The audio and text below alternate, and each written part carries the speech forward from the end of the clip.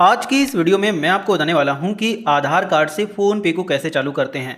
अगर आपके पास आपकी बैंक का एटीएम कार्ड नहीं है, आधार कार्ड है, तो आधार कार्ड से आप इसमें अपनी बैंक को ऐड कर सकते हैं और ऐड करने के बाद आप अपनी उस बैंक से सारी चीज़ें कर सकते हैं। किसी को पैसे भेजना चाहते हैं या फिर किसी से पैसे लेना चाहते हैं, रिचार्ज करना चाहते हैं, बिल जमा करना चाहते हैं, तो ये सभी काम आप कर सकते हैं। और ये सभी काम आज की इस वीडियो में मैं सिर्फ आधार कार्ड से अपनी बैंक को ऐड करके दिखाने वाला हूं आपको। तो इसके लिए आपको अपने मोबाइल में लेटेस्ट वर्जन का फ़ोन पे एप्लीकेशन इंस्टॉल करना होगा। अगर ऑलरेडी इंस्टॉल है तो आप इस पर लॉन्ग प्रेस करेंगे, अनइंस्टॉल पर क्लिक करेंगे, ओके पर क्लिक करेंगे और इस ऐप को अपने मोबाइल से अनइंस्टॉल कर देंगे। और उसके बाद आपको क्या करना है कि जो आप ये वीडियो देख रहे हैं, सिंपली आप इसी वीडियो में यहाँ टाइटल पर क्लिक करेंगे तो यहाँ पर आपको फ़ोन पे को लेटेस्ट वर्जन में डाउनलोड करने का लिंक मिल जाएगा।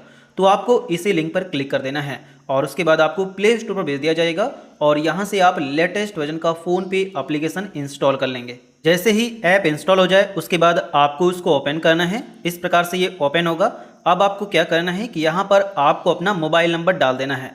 जिस नंबर से आप फ़ोन पे को चलाना चाहते हैं नंबर डालेंगे और प्रोसीड पर क्लिक कर देंगे। जैसे ही आप प्रोसीड पर क्लिक करेंगे आपके नंबर पर एक ओटीपी जाएगा, तो आपको वो ओटीपी यहाँ पर डाल देना है और आपका जो अकाउंट है वो फ़ोन पे में सक्सेसफुली बन जाएगा।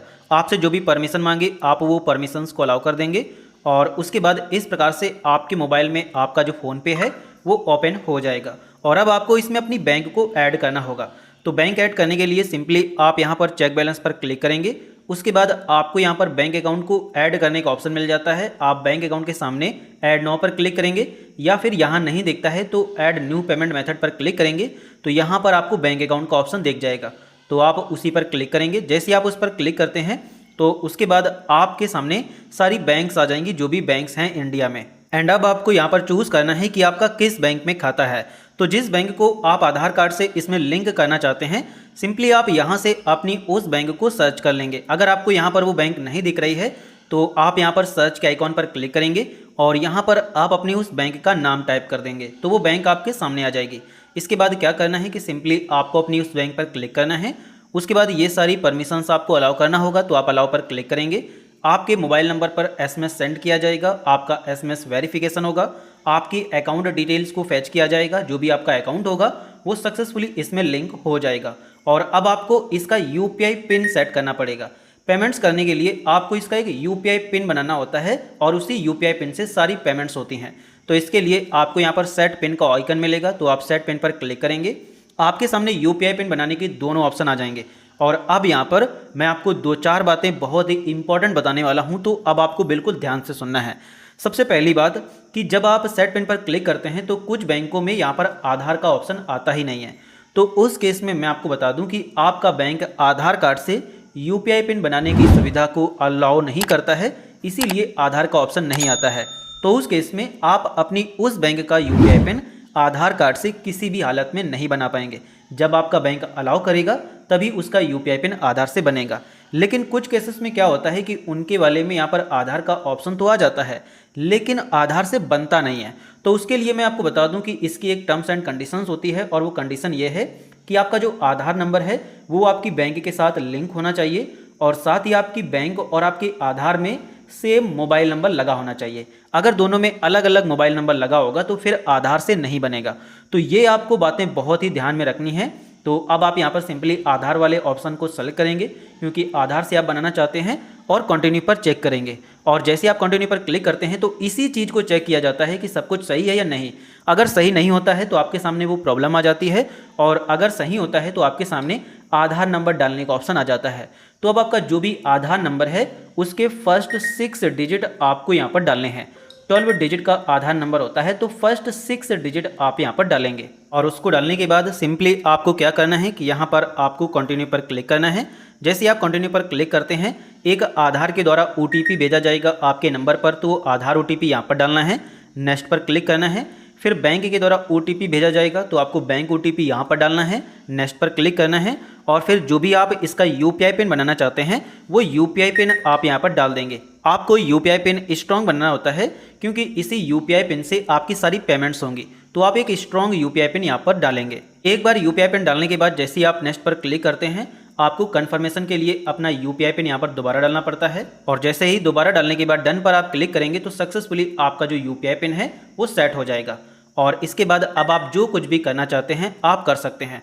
फॉर एग्जाम्पल आपको अपनी बैंक का बैलेंस चेक करना है तो आप चेक बैलेंस पर क्लिक करेंगे, अपनी बैंक पर क्लिक करेंगे, जो भी आपका यूपीआई पिन है आप अपना यूपीआई पिन डाल देंगे। और यूपीआई पिन डालने के बाद जैसे ही आप चेक पर क्लिक करोगे तो जो भी आपकी बैंक का बैलेंस होगा वो आपको यहाँ पर दिख जाएगा।